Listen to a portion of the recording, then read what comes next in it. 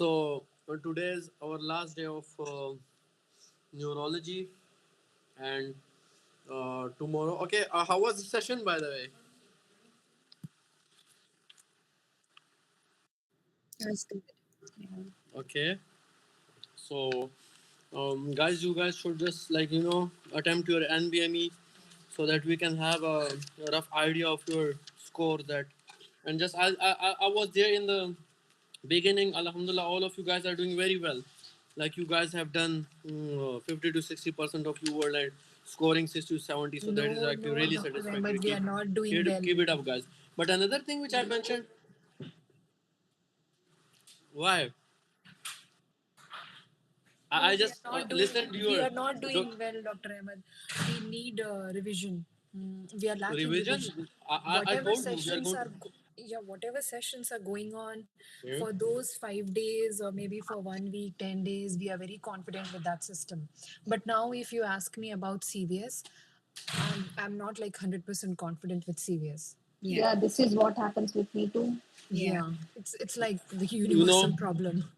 related to Same revision here. session, I told you guys like I think 1 month before that I'm going to have a revision session for you, and still I'm working for that.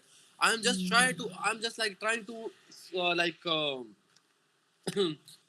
I'm just making a schedule for Yeah, revision session as we well. really appreciate your efforts, Dr. Ahmed, but we need one more help from you. Please, No worries, please no worries. arrange one Once revision session.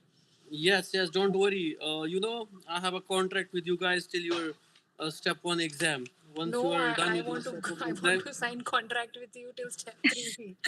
Seriously, the only regret I have is why wasn't this ACUSMLE introduced to Yeah. me before Earlier, when I right? was looking for resources and like from where to study and Me how too, to me too. study. Exactly.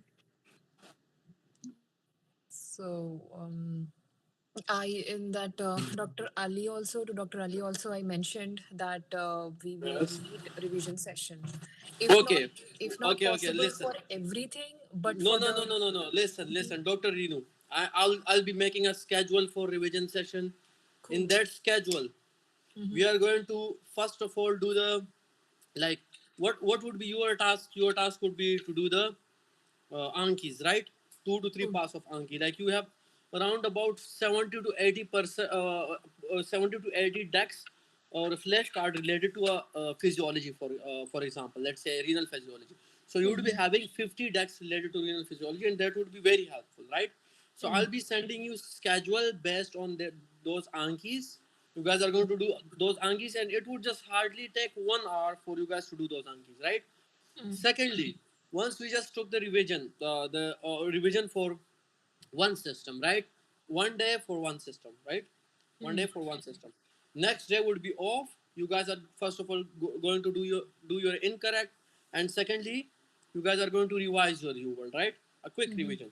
I'm also planning to do something for that as well, right? And another thing, there won't be any recording of those sessions, and I need 93 people to be there in class because always I come here and I just see only 26 people, so it also you know it doesn't feel good to me as well. So one thing which you guys Yeah. can ensure, can you just tell me, are these people watching the sessions after the class or what's happening? Like Yes, I'm just seeing 23 Yeah, to they 26. do. They Dr. do. Ahmed. Like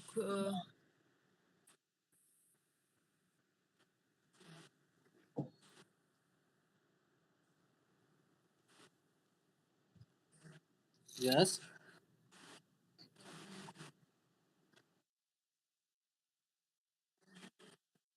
Okay.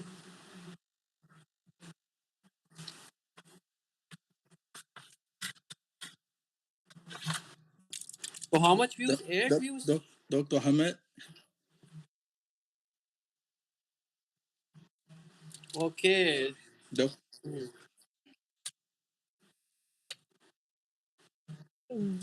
Dr. Okay. Ahmed. Yes. Well, don't feel discouraged. Because there are different reasons why some people might not join. For instance, myself, I work full time. Okay. I'm in the UK, so I only have nights to actually do anything. Look, doctors, we only have 40 days remaining. If you just No, I give know. dedicated hours in these 40 days, Yeah. so it would help you a lot. Yeah, So one thing which I am I have. demanding from, yes. No, I'm doing that. I'm just saying if you're not seeing enough people during the live sessions, doesn't Yes. mean that they are not really working on that Yes, background. yes, that's right, that's right. Yeah. But one thing, our class here is really interactive. So I personally enjoy taking class whenever it is interactive. So that's the only reason I'm not saying that. So one thing which you guys are going to do, you guys are going to bring me maximum people as possible to the revision session. Then I'm going to take the revision session. I need at least 50 to 60 people there. Sorry, just one We can off-topic question, Dr. Ahmed.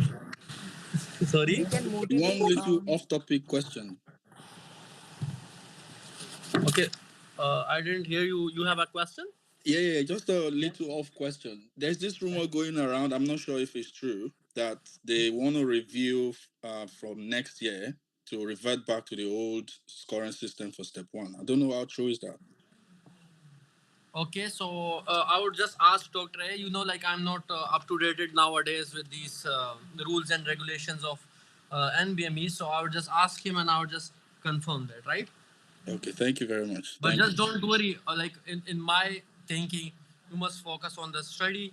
If they aren't changing your heart, right? Your heart would still be having 4 chambers, would still be having PDA and all of the diseases. So I believe Yeah. if you know the knowledge, don't worry about scores, don't worry about pass and fail. Okay. Yes, Dr. Ahmed. And another thing is that Dr. A said that after the MBME, you will be like discussing all of the MBME questions. That would be really helpful. Please make a schedule for the MBME questions as well as Yes, yes, explanations. yes. Everything would Yeah. be like in a form of schedule. And one thing which I would just tell you guys, start practicing your Ankis from tomorrow. Like before giving your NBME, just target some of your systems that we are done and just do their Ankis. Like at least do. Yeah, I think Okay, we have so it safe. Yeah. I think tomorrow will be available as He Dr. said Ali it'll be said. released tomorrow. Yeah. okay. So tomorrow, okay, let's take a catch up day tomorrow. Tomorrow, one thing which you guys should do that, just catch up the task in neuro which you guys have missed, right? So catch up the neuro task. So tomorrow is your catch up day, right? So start your psychiatry from Monday, right? From Monday.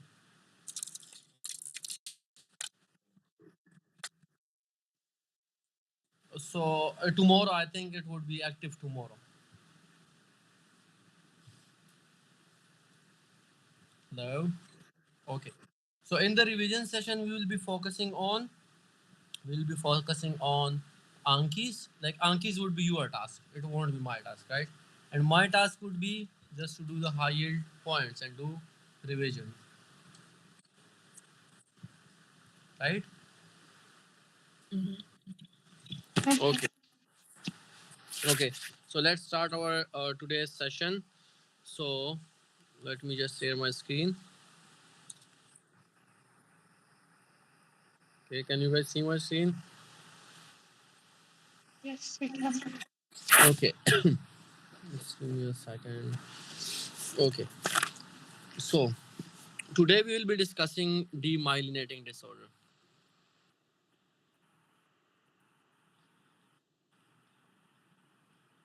Okay. So can you guys just tell me that we already discussed that okay, what is myelin?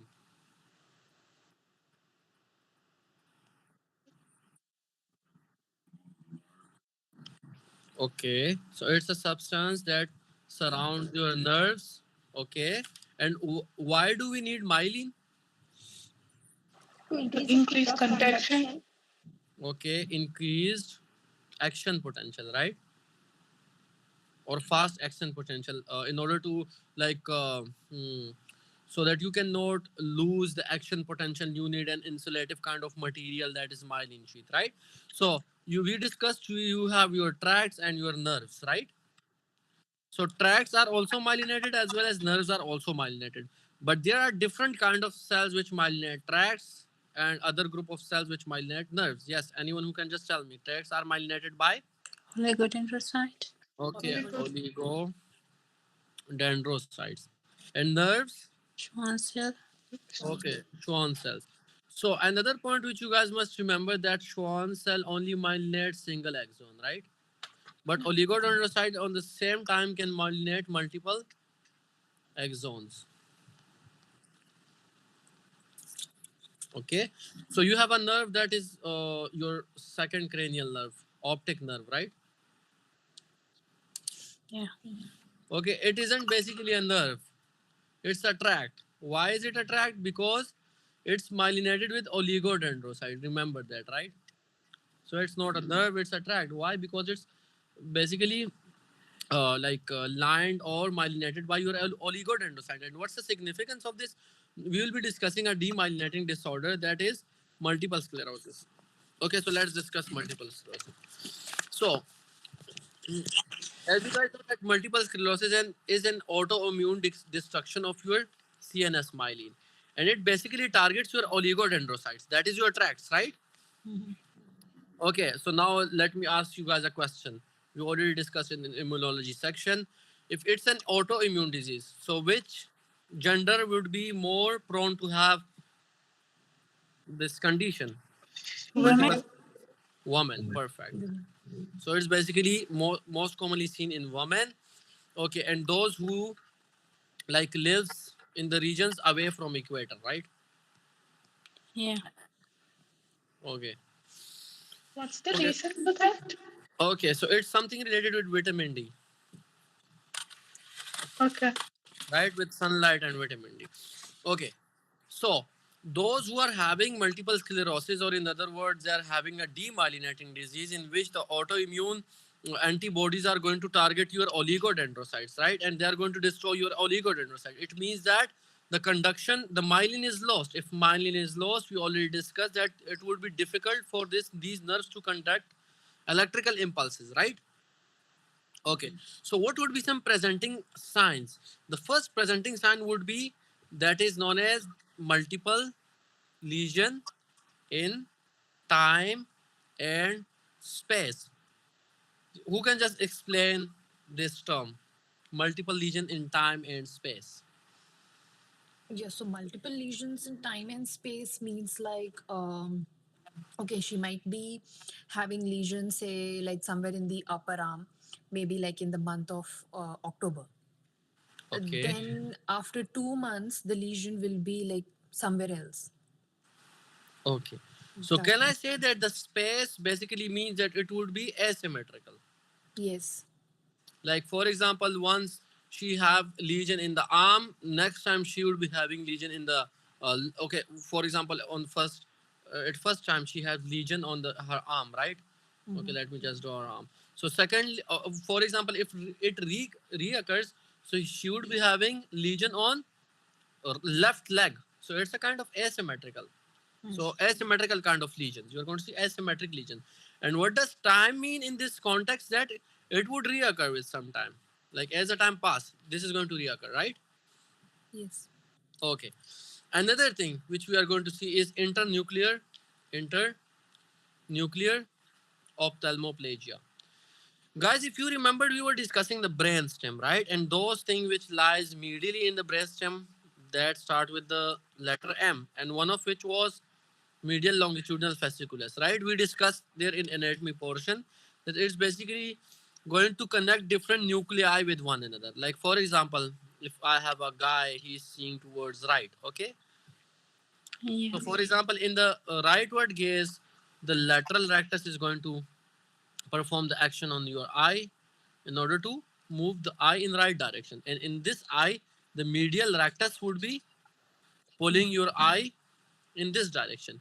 You guys know that the lateral rectus is supplied by sixth cranial nerve, abducent. It abducts your eyes, right? Abduct your eyes. Okay? And the medial rectus is basically supplied by your oculomotor, third cranial nerve, right? But if I was looking towards right, so it means that I need both of these nucleuses, nucleus 6 and nucleus 3 to function at once, right? Yes. In order to like they need a synchrony, both of these nucleus, in order to perform this function that is looking towards right. So it means they must be having some connection with one another, right? Mm-hmm. Yeah. Okay. So this connection within different cranial nerve nucleus is basically your medial longitudinal fasciculus that runs medially in your brainstem, right? M for medially. Did you remember the rule of 4 which we did? Okay. So for example, if someone has have damage, okay, these are also myelinated by your oligodendrocytes as they are present inside your central nervous system. For example, if they have destruction and they cannot transmit signals or impulses. So you would be having a condition which is known as internuclear ophthalmoplegia. Okay. So the outcomes are obvious. Like for example, if I do not have this communication, so it means lateral rectus would just pull the eye, it would abduct, but the medial rectus at the same time cannot perform its action because they do not have the communication. That is medial longitudinal fasciculus communication between them is lost simply, right? Mm-hmm. Okay. They would also be having hemiparesis on unilateral loss of sensation. Hemiparesis or unilateral loss of sensation. Again, the tracts which we already discussed, they are going to be myelinated with oligodendrocyte as well. For example, if the sensory tract are involved, right? For example, if these antibodies target your sensory tract, so if it's above the decussation, now you guys are going to tell me. For example, in case of DCML, if it's in the pons, let's suppose, so what would happen? And it, for example, if it's targeting your medial fibers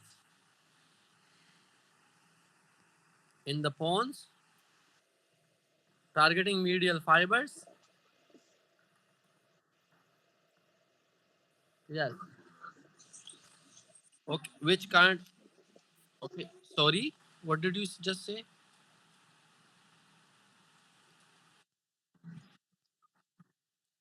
Okay, the gracilis would be damaged, right?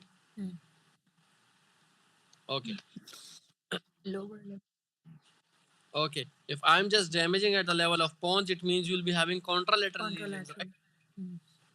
Okay, and which kind of lesion? The advanced one. That was Mm. your proprioception, 2 points Fine touch. discrimination. Yes, your fine touch, your vibration.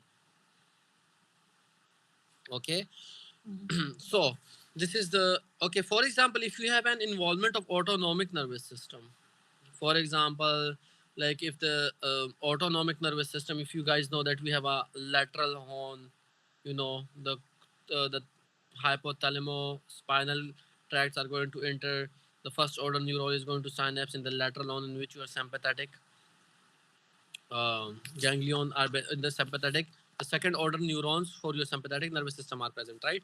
So it can also give you some autonomic nervous system disabilities as well. For example, that is the like bowel movement, bladder contraction, right? Your sexual dysfunction and all of those. So how to diagnose? For example, if someone is having multiple sclerosis, what's the diagnostic criteria? Yes. Lumbar puncture. Okay, lumbar puncture. Okay, what do you think would lumbar puncture Oligos. It indicate? should have oligonal bands. Okay. Okay, simply. IgG level elevated. MRI. Okay, MRI as well. Okay. So you have two ways in order to diagnose this condition. Okay, lumbar puncture. As we have already discussed that it's an autoimmune disorder, right?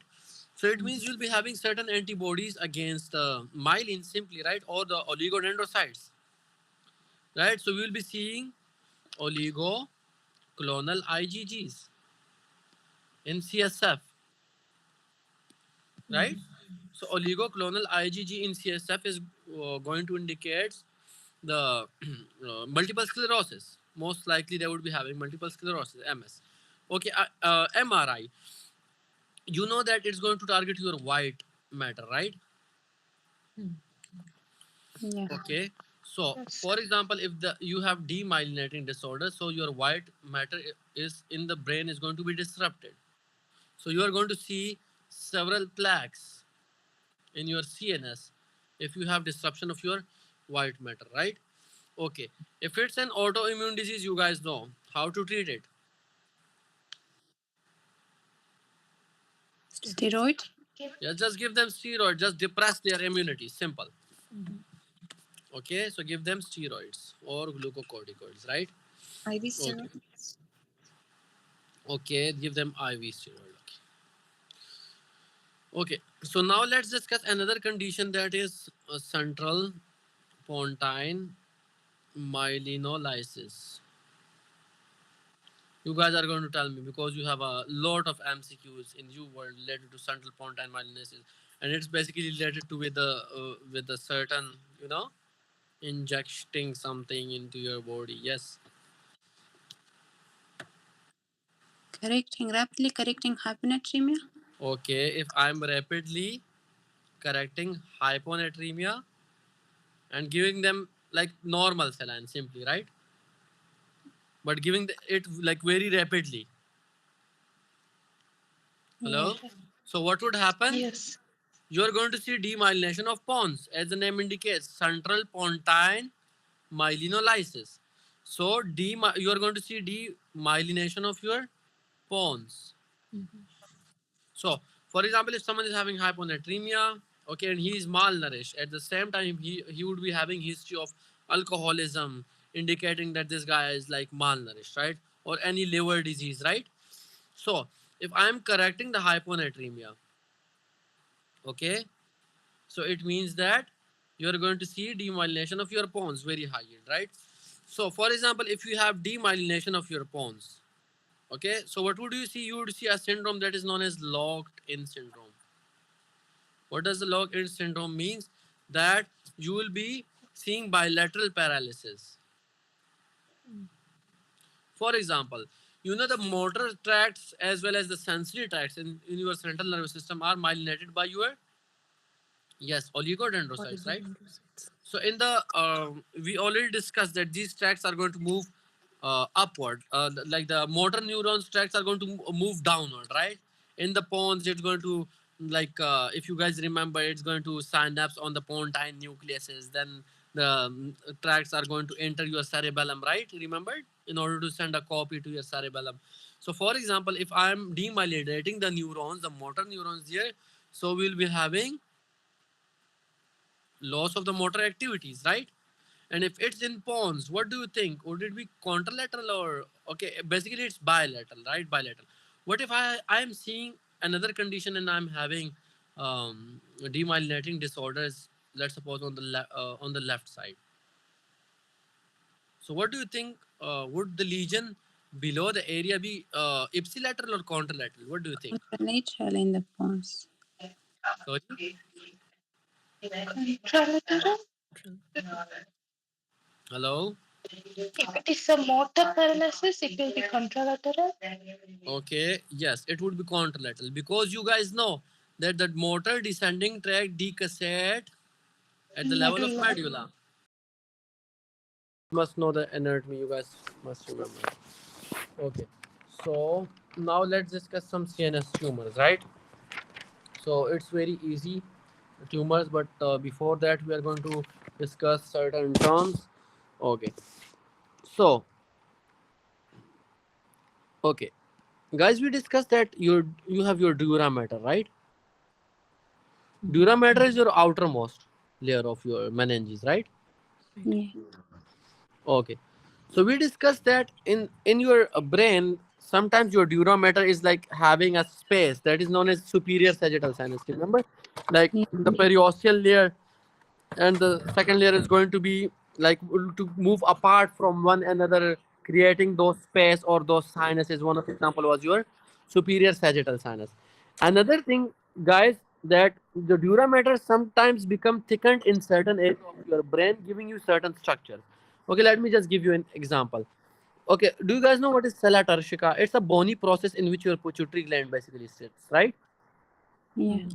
Okay, so basically this sella turcica is also like you have a, like you can simply say that you have a closing on the surface of sella turcica.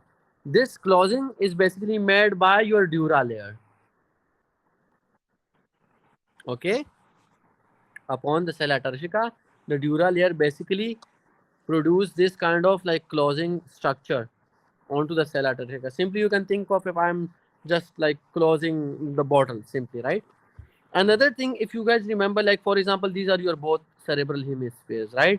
So these cerebral hemispheres are basically like here in between you have a dura mater which is known as falx cerebri. Remembered falx cerebri, which is like making both of these hemisphere to be apart from one another, right? They are just like creating a partition between both the like these.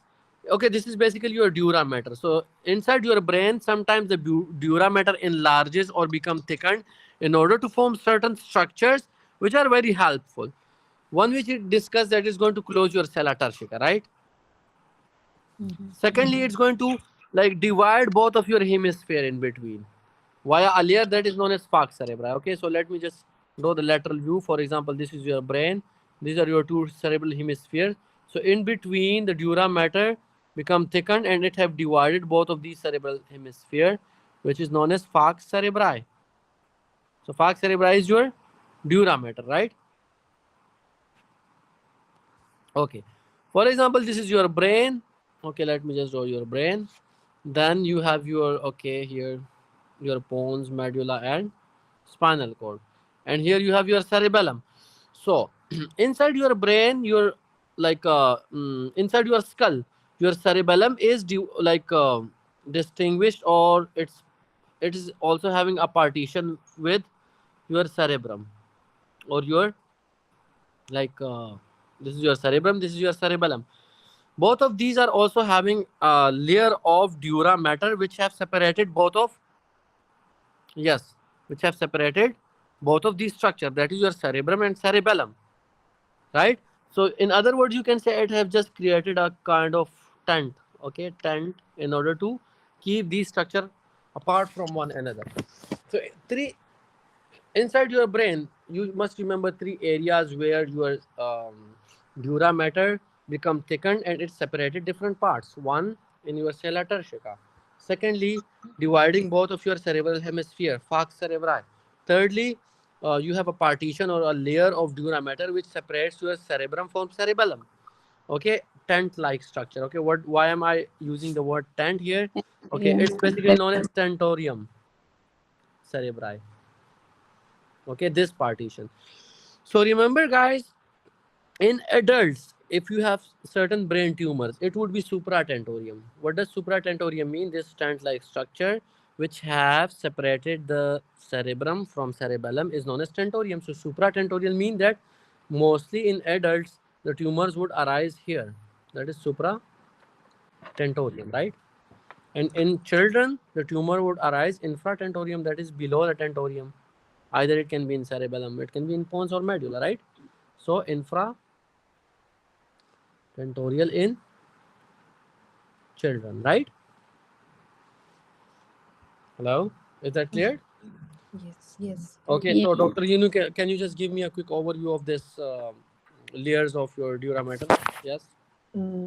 Okay, so dura mater is like the outermost layer, and dura mater is like inside the brain. There are like areas where it has thickened and it forms certain structures. So the first one is that it is like closing the sella turcica, Okay. where our pituitary gland sits. Okay. And Remember, guys, you have a if you remember in endocrinology, the empty sella syndrome. yes, And there was certain region. One was congenital. Due to congenital reason, you can have empty sella, hypopituitarism. And another, if you remembered that the CSF, okay, it's dura mater. So you will be having the another layer as well, right? The pia and arachnoid. So sometimes CSF can enter here and can compress upon your pituitary gland, giving you hypopituitarism. So this was your dura mater, and why is it the CSF entering here? Now you must know, because you have your dura mater, which is separating separating. or which is closing this cup kind of structure, right? So now you guys must know that why there. I just told you guys that CSF can leak inside. So now you guys should know the association. Yes. Okay, and the next area is like between the cerebral hemispheres. It forms a thickened structure by the name of falx cerebri, Okay. and this is like separating the two hemispheres of the cerebellum.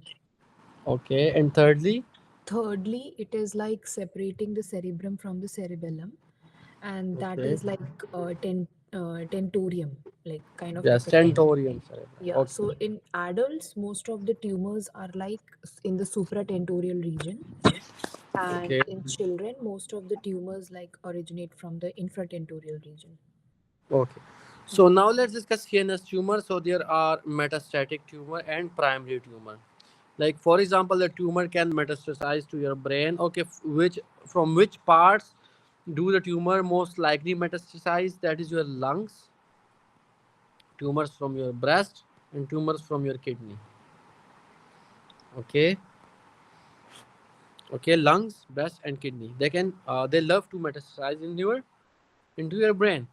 Okay, you can also have a primary tumor.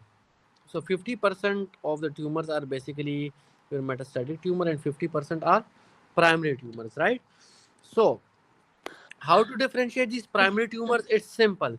We have already discussed a lot of different kind of cells in your central nervous system. For example, the glial cells, the astrocytes. We discussed Schwann cells. We discussed oligodendrocyte cells. We discussed ependymal cells. If you remember when we were just making the CSF ependymal cells, remember we discussed Rathke's pouch. So, for example, if you have malignant or benign proliferation of these cell types, so it can lead to tumor. Simple. So mostly the tumors are related to the cell type, right? Hello. Yes. Okay. So for example, if we okay, do you know what are astrocytes? Okay. Yeah, CNS supporting cells.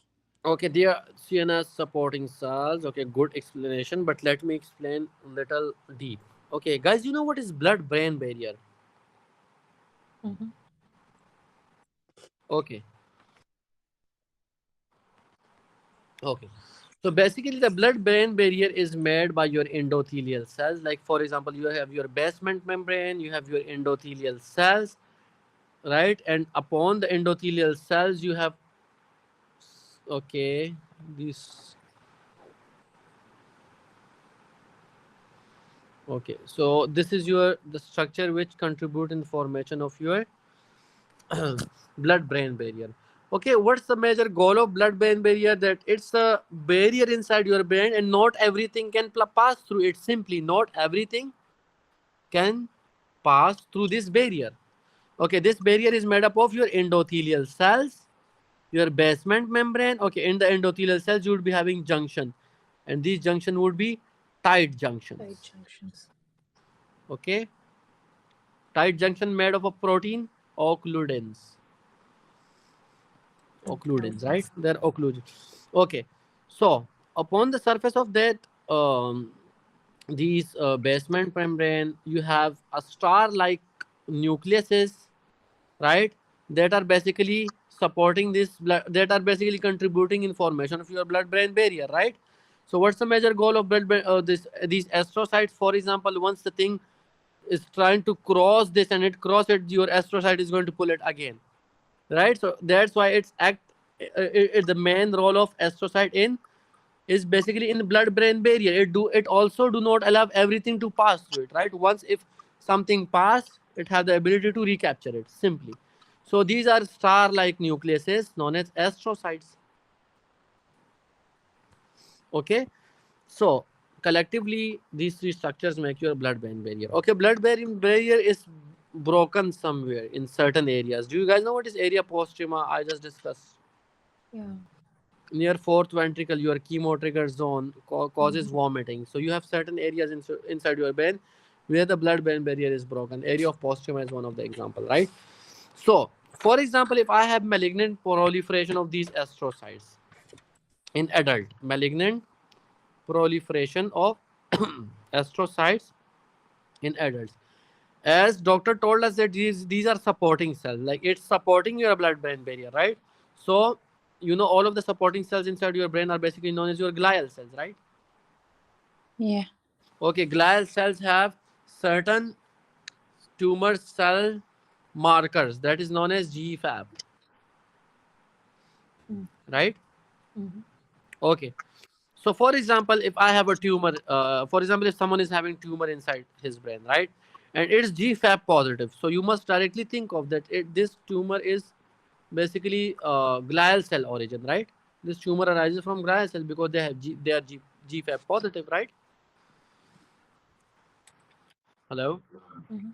Okay, so they would be GFAP positive. It's basically a malignant tumor of adults because, and what's the name for that? It's glioblastoma multiforme, GBM.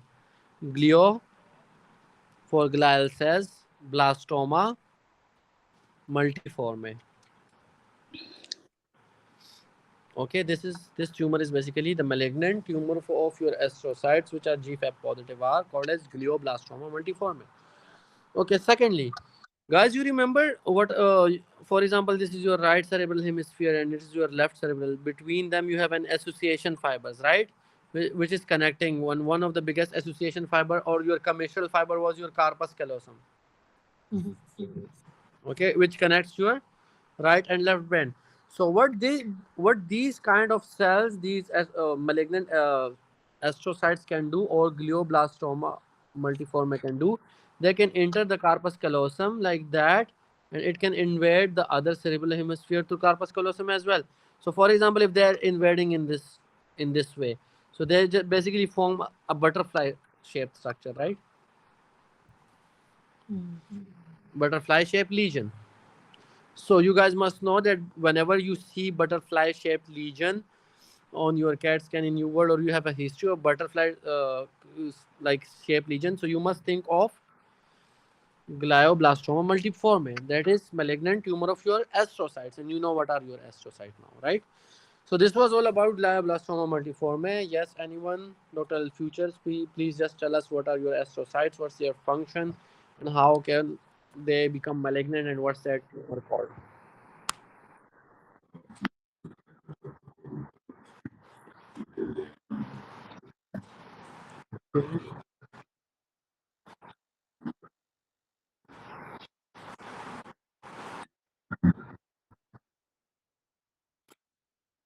Okay.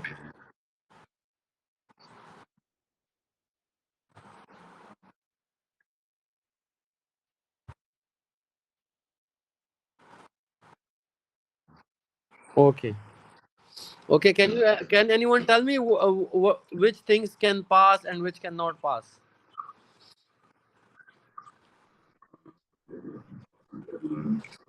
Okay. Oxygen and CO2 can pass. Glucose can also pass because. Glucose, yeah. Okay.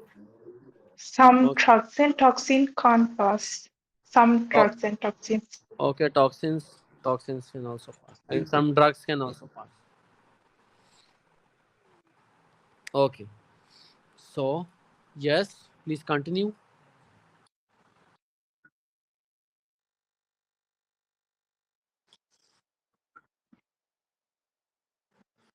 Okay.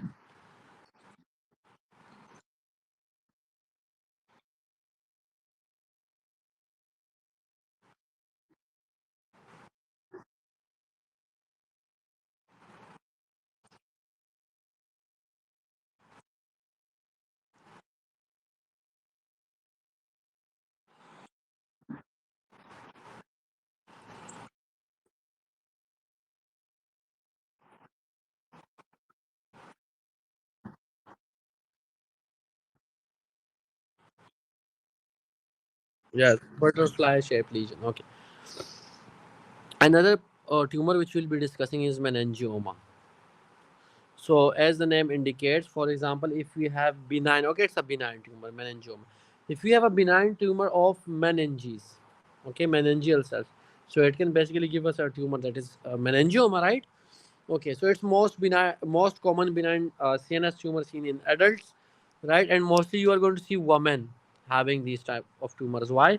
Because once these tumors were taken and they have some estrogen receptors on their these tumor cells, right? So we just simply think of that there is some association with the gender, that is woman. So women basically have this kind of tumor, right? That is meningioma. So what can it do? It cannot invade inside your brain, but it can, yes, compress certain structures in your brain. For example, if this is your hemisphere, let's suppose, right, cerebral hemisphere, and here you have this meningioma and it's compressing upon this structure. So now you guys are going to tell me from the homunculus that what kind of lesion would we be seeing? Lower limbs, Okay, lower limbs. And urinary incontinence. okay, wakey, wobbly, and wet, right? Remember, normal pressure, Yes, yes. hydrocephalus. Okay, so what can happens with time? They can also become calcified and form samoma bodies. You know what are samoma bodies? We already discussed. Whenever the something get calcified, right? It's known as samoma bodies. Okay, so another tumor which we'll be discussing is schwannomas. For example, if we have benign tumor of your Schwann cells, it can cause schwannomas, right?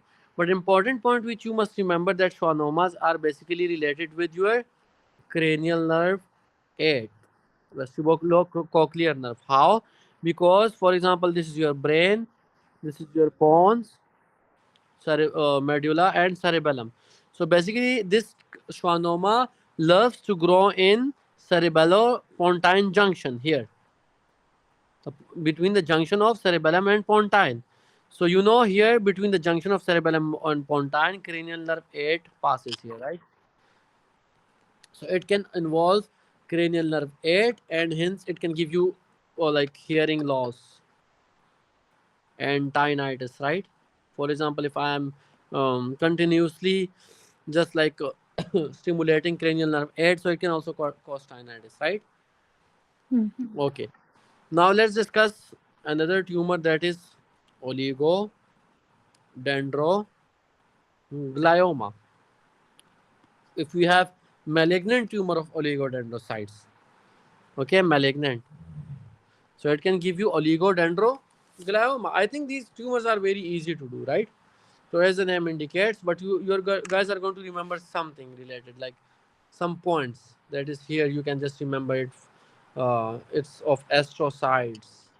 Okay, GFAP positive. It can spread, give you butterfly rash, meninges, samoma bodies. It can become calcified.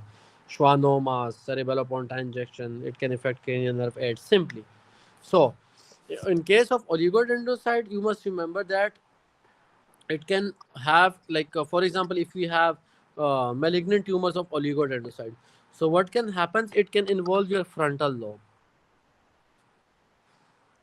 So these tumors basically involve your frontal lobe, and hence it can give you seizures. You know, whenever the normal pathway inside your brain is disrupted, it can give you seizures. And another thing, like these oligodendrocyte cells are going to become calcified and with white space around them. So they can just give you a fried egg appearance, right? It's a fried egg, right?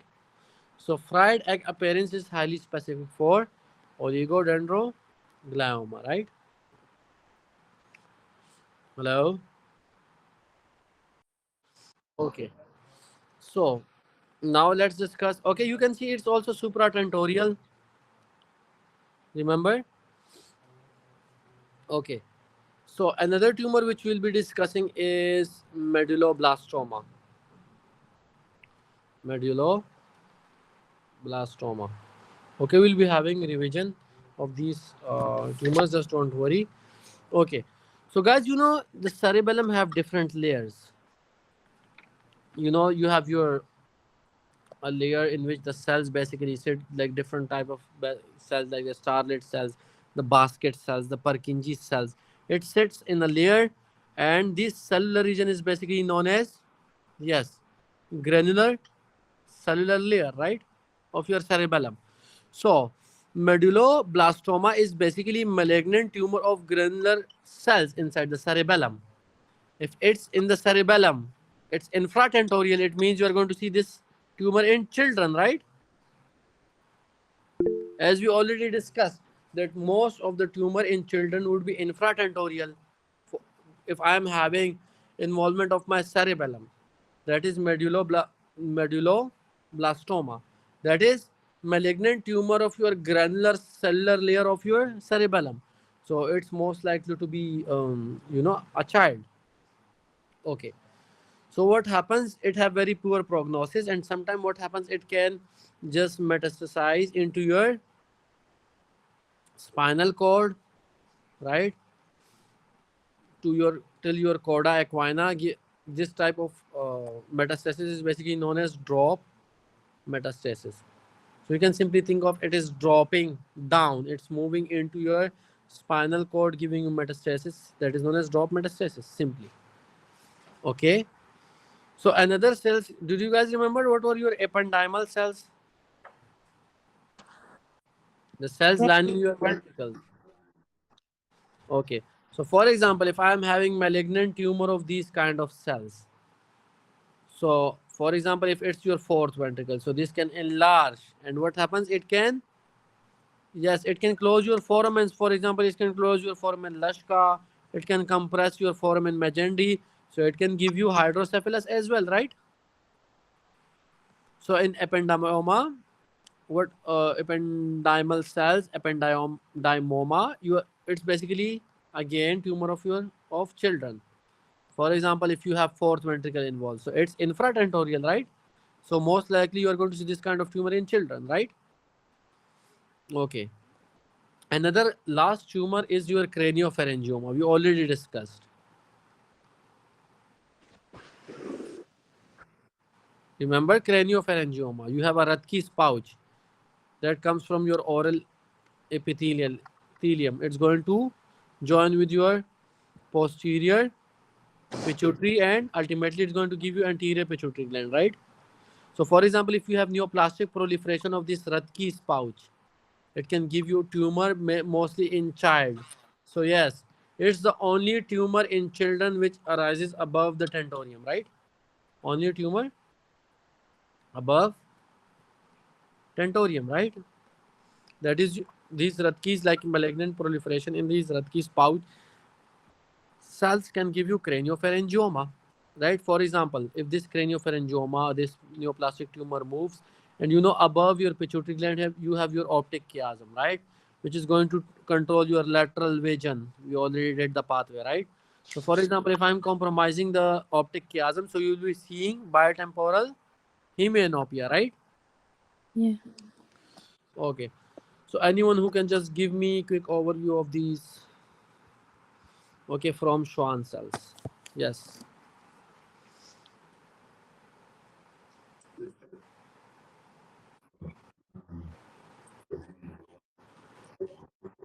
Okay. Okay.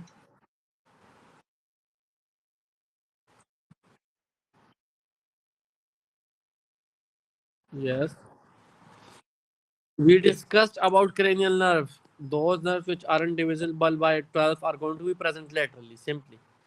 So it means that it's a lateral, or it have lateral origin from pons. So it can be affected in case of schwannomas.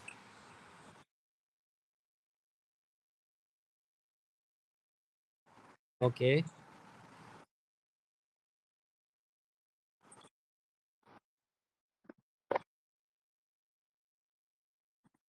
Okay.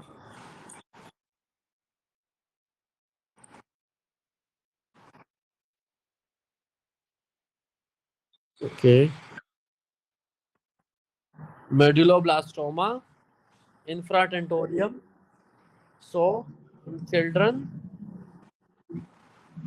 okay, in the cerebellum you have your granular layer in which different kind of cells are present. In like your cerebellum you have a lot of cells, for example your basket cells, your starlet cells, your Purkinje cells, right? It sits in the layer that is known as granular layer. For example, if you have malignant proliferation of this layer, so it can lead to, yes, medulloblastoma. Okay, what about ependymoma?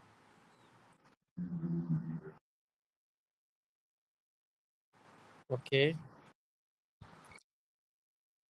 Okay, these lines do not, these cells do not only line your lateral ventricle. These cell lines your all ventricular system, right? Your fourth ventricle, your third ventricle, your lateral ventricle.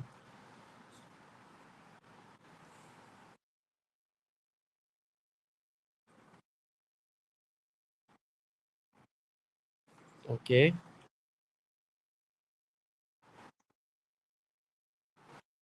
Okay. Yes. So perivascular pseudorhodite. Yes. So what does the perivascular pseudorosette mean? Like, for example, if you see on histology, so for example, this is your blood vessel, right? So what happens that these cells, these malignant cells, are going to form like structures around the blood vessels in the form of rosettes, right? Like they will be twisting around your blood vessels, and you will be having a pink layer which indicates your neuritic fibers. We already discussed what are neuritic fibers or neuritic processes, right? So this configuration is basically an histological configuration which is known as perivascular pseudorosettes, right? Okay. Yes. What about craniopharyngioma?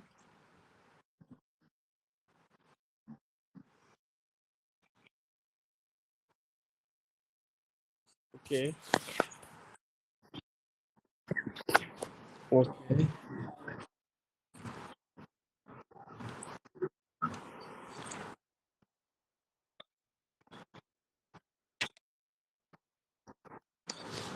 Okay.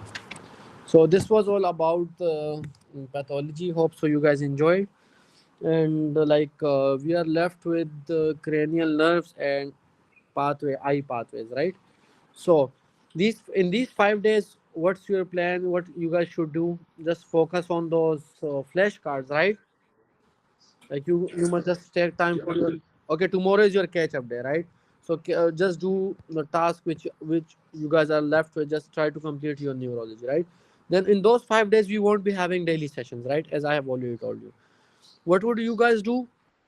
You guys are going to do your revisions along with psychiatry. Okay, I've just already shared the psychiatry schedule with you guys, right? So you guys are like try to follow the flashcards only, right? Just do flashcards only. And if you got time, just do your incorrects and new word.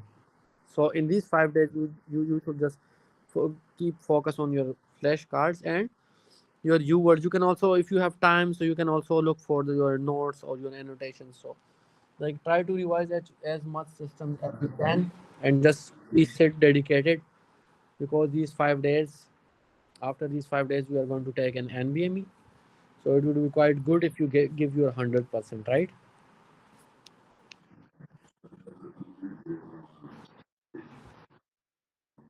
No, day after tomorrow. Tomorrow I have a catch up day. Yes.